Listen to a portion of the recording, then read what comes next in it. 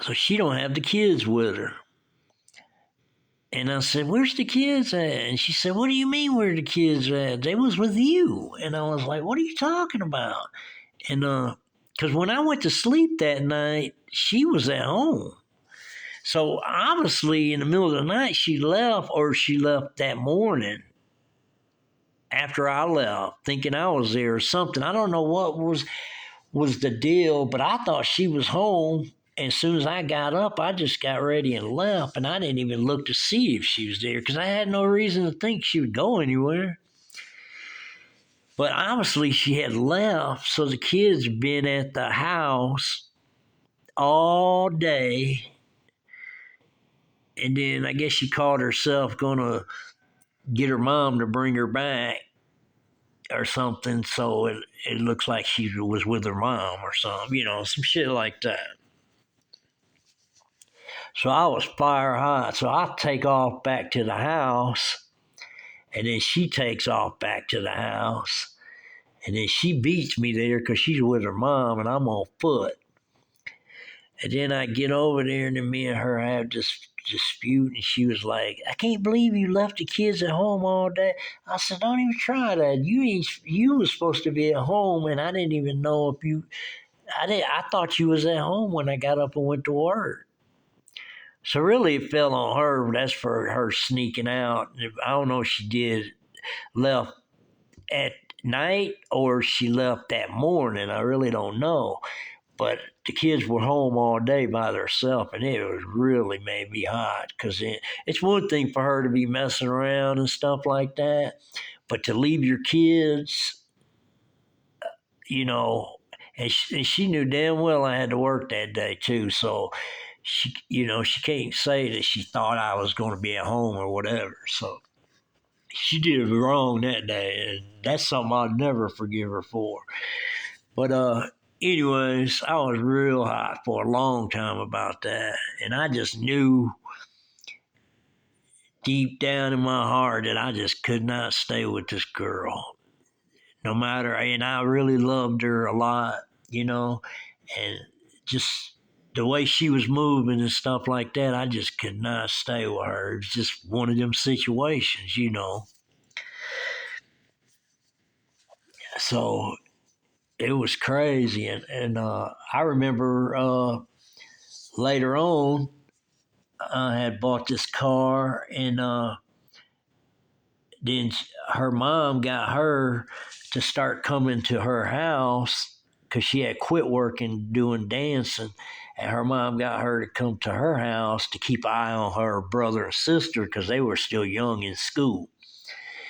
And so I used to go over there to pick her up or whatever.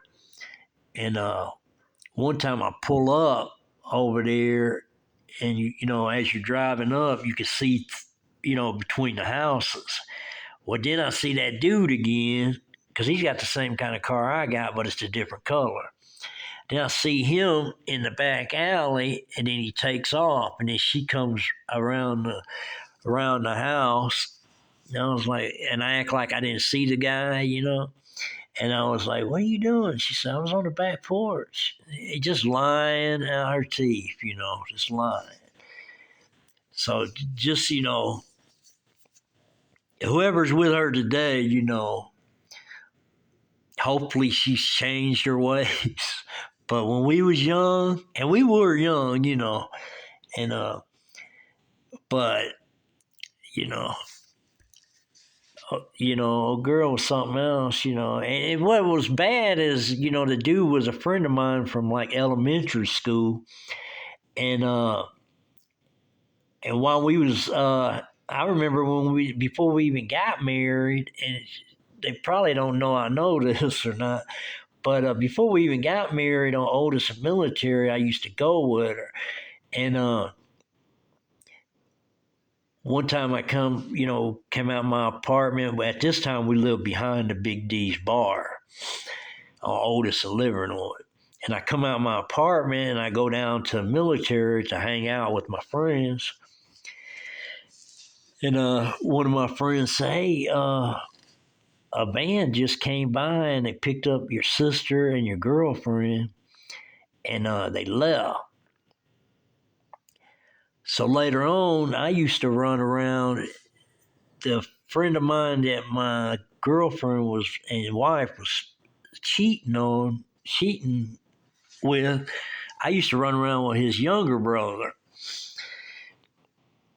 So the way I found out about the van is they told me in the neighborhood a van picked him up. So I already figured it was the dude, for the incidents that happened.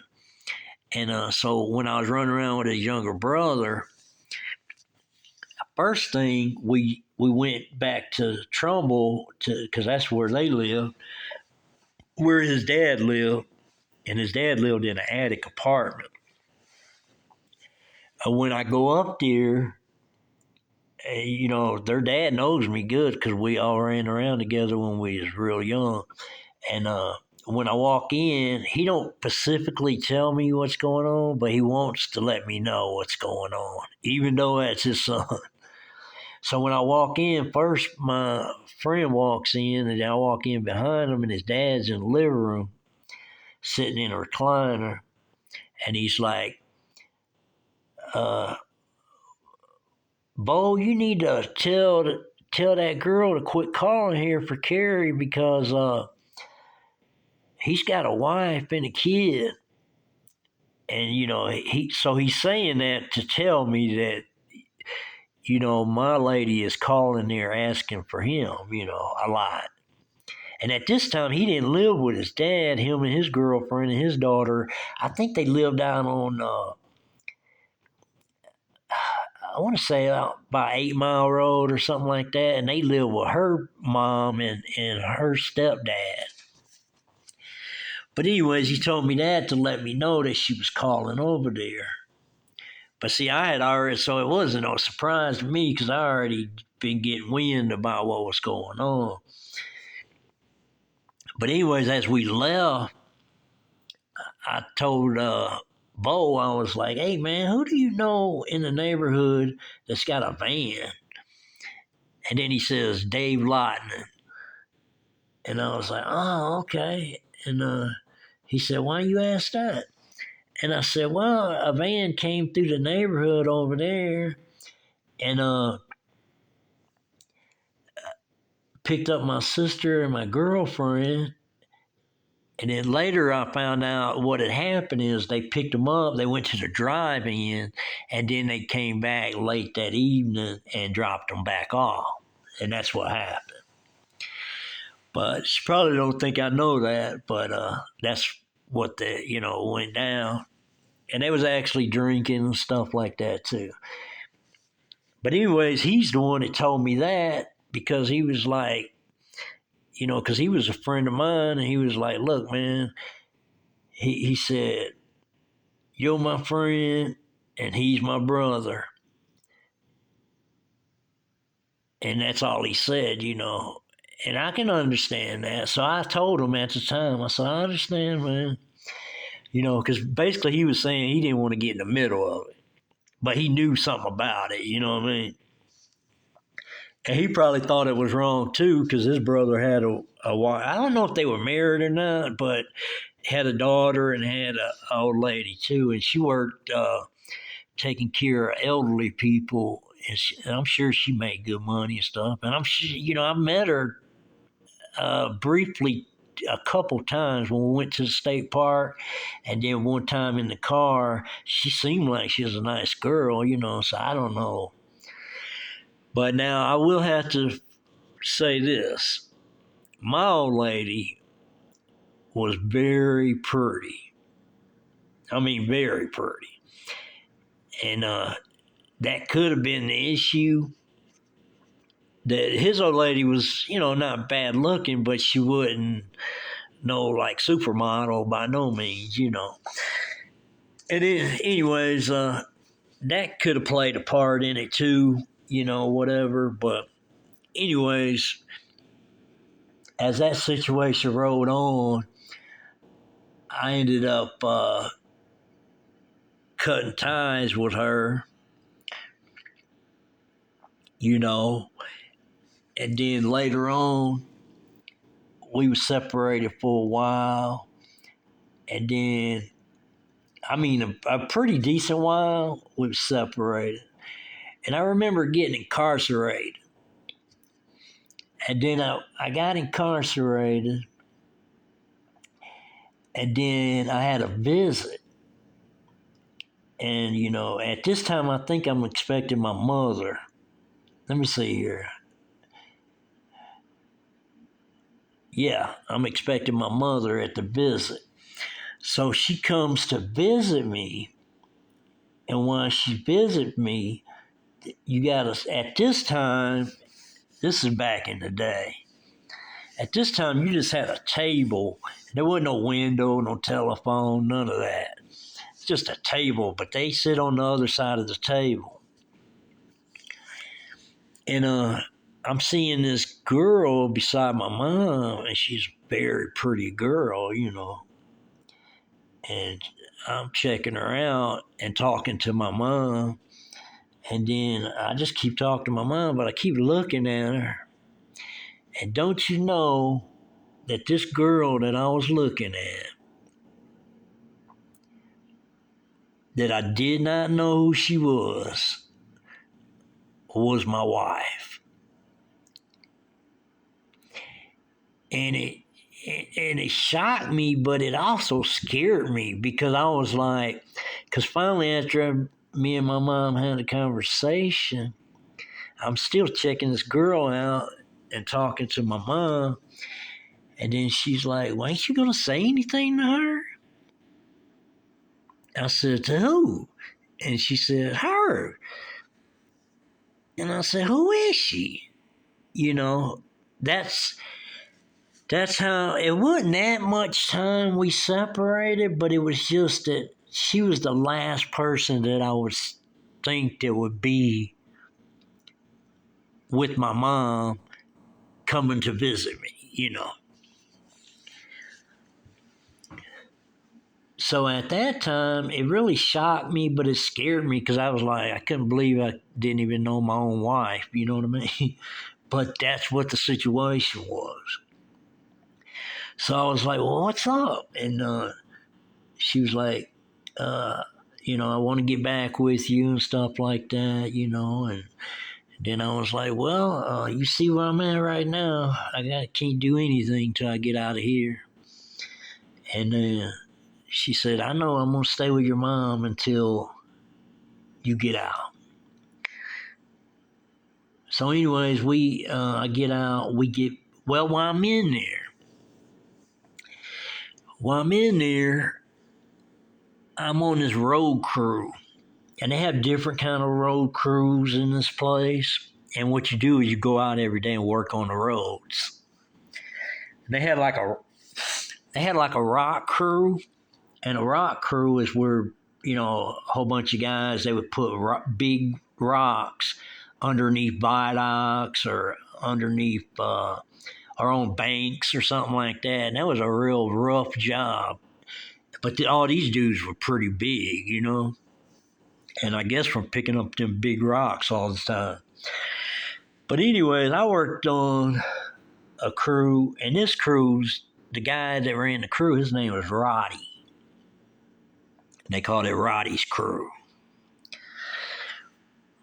But anyways, we're just fixing wooden bridges on countryside streets, and it's like wooden bridges that goes across creeks and stuff like that. And some were wood, and some had asphalt on top of the wood. But we would either tear it down, and they had machinery too, but we'd either tear it down or build it back up or repair it or whatever. And that's the crew we was on. And we also filled in potholes with asphalt, stuff like that. But anyways, one day we're on a crew, and now mind you, we're locked up. And we're on the crew, and while we're on the crew, I see they let one of the inmates leave with the dump truck driver. And we all worked, in a van with the guards, stuff like that. So when he leaves, I asked another dude that's been there. He was doing like a year or whatever, and he'd been there for a minute. And I said, "Where's dude going?" He said, "They're gonna take him by his house because he lives around in the neighborhood, and so he can see his old lady." And I was like, "Oh shit, that's cool." I said, "They do that?" He said, "Yeah, if you get near your house, they'll let you go with the dump truck driver, and the dump truck driver drop you back off at the jail." And then I was like, "Oh, that's cool." And so one day, well, first one day we was working on a side street, and I had got a visit this time from my sister and my wife. But when I got a visit there, I told her because we would ask the guards where we're going the next day, and it would tell us. So if it was a familiar place, I told my sister and my wife, I said, "Hey, I'm gonna be over here such and such working. Won't you come through and bring some food?" And at this time, my sister's driving a Corvette, and she's got a little money, you know. So we're working, and we're kind of like down in a ditch because we had tore this bridge down, and we're working to build the bank back up so we could put the bridge back together. So, anyways, I get out and I go to they had an outhouse, so I went to the restroom. When I come out, I walked up to a guard that's just standing there on the street.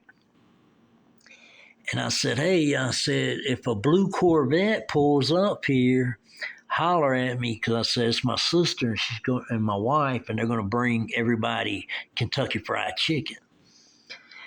And he's like, "Yeah, if I see a red Ferrari pull up, I'll yell at you too." So he thought I was kidding with him.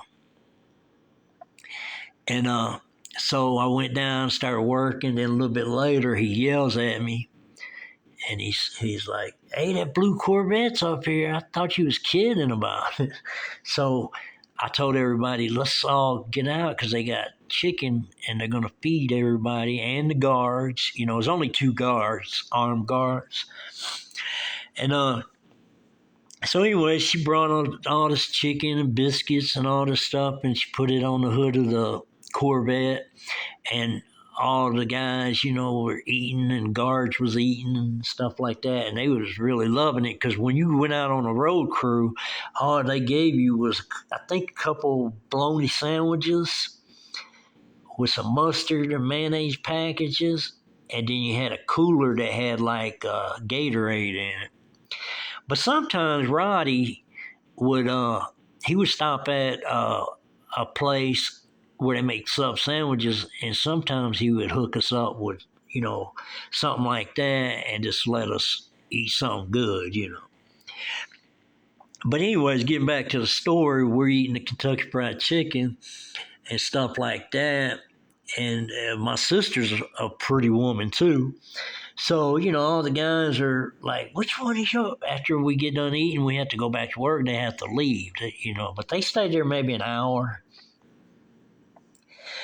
and or a little over an hour. But anyway, we had to get back to work, so they had to leave.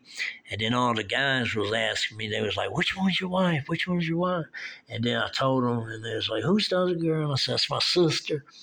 So when we get back to the jail, these guys start uh, coming to me and asking me, "Hey, is your sister single?" and all this stuff, and you know, all of them liked her and stuff like that. And then I had a guy come up to me and he was like, "Hey, won't you, when you talk to your sister next time, ask her, can I just write her some letters?" So I asked her that, and she was like, "Yeah, there ain't no harm in that, you know." So he started writing her letters and stuff like that. And then we had a guy in there that was an artist, so he would like draw, you know, a rose on the letter or something like that. And then somebody would write the letter or whatever, but things like that. And I wrote my wife some letters too. And but thank God we had an artist in there because he was, you know, putting pictures on the letter, so it was looking really good. And then you send the letter out. So, and he would, put it on your envelope too if you wanted it. Whatever you wanted on there, he'd put on there. And then you just have to give them, a Coke or a cake or something like that, for doing it. But anyways, as time passed, we're working close to. At this time, my wife and sister end up moving out of my mom's house, and they get a place of their own. So they let me know about that, and they said, when you get out, you have a place to come to and stuff like that. And I was like, all right. And but while we're working close to the place, I asked the guards. At this time, I'm there for a minute. I asked the guards. I'm like, hey, we're close to my house. You think I could ride home with the dump truck driver? And they said, sure, we'll let you go. But he said, you better, when he honks the horn, you better come out, you know. So I said, yeah, no problem. So I was actually able to go to my house, knock on the door. The dump truck driver parked right in front of the house. I knocked on the door, and I had my uniform on. And I they said come in, so I just walked in, and they're shocked, because they see me with this uniform on. And first thing they think, that I escaped. But anyways, I told my wife, I was like, hey, I only got just a little bit of time, so come on, let's go take care of this. So we do that, and then I'm getting ready to go out the front door, and then the truck driver's honking the horn, so I'm really right on time. So I go out, and I told them I'll see them on the next visit. I get in the truck, we drive back to the jail, and all that was, all good. And then some guys that I knew that was in there, they was like, man, if I was you, I wouldn't even take a shower. I was like, nah, man, I won't take a shower. And but it was just in them days, and that connection that we ended up having. Ain't too many people can say they did some stuff like that. But it was pretty cool. It wasn't cool to be in jail, but it was cool that things like that took place while I was locked up. So that being said, that worked out pretty good. And you know as time passed, we ended up moving again into this other place. And while we was at this other place, that's when they wanted to get back into dancing again. So they ended up got back into dancing and stuff like that. And and this was three this time. It was you could say a trio. But really, it was basically two of them, and because it was my aunt, my sister, and my wife. But anyways, I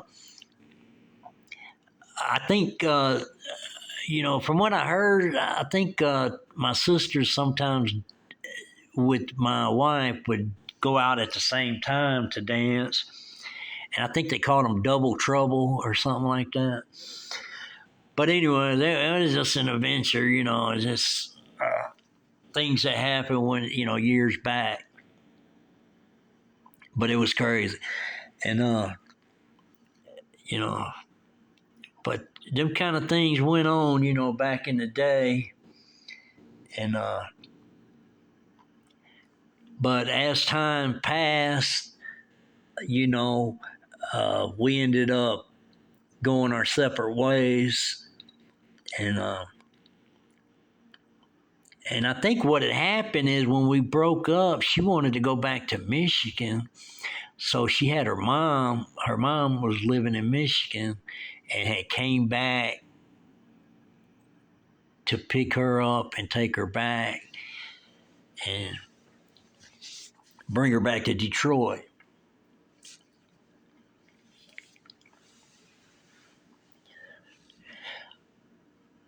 But anyways, that was the first part of this story. There's more to come, and be watching out for the next video. And like I said, subscribe, hit the like and the notification bell. And if you want to support the channel, cash out $FC313 or PayPal me DDT313 and support the channel. Out with the pockets, respectfully. Y'all have a good one. Appreciate you listening. Part 2 will be coming up next. And have your notification on so you can be notified for the next video. Also, you can share these videos, but tell a friend to tell a friend. And like I said, the more subscribers I get, I plan on doing a full circle and getting into the nitty gritty of things. So y'all support the channel, and it just gets more interested as things go. So y'all have a good one. We appreciate you. I'm out.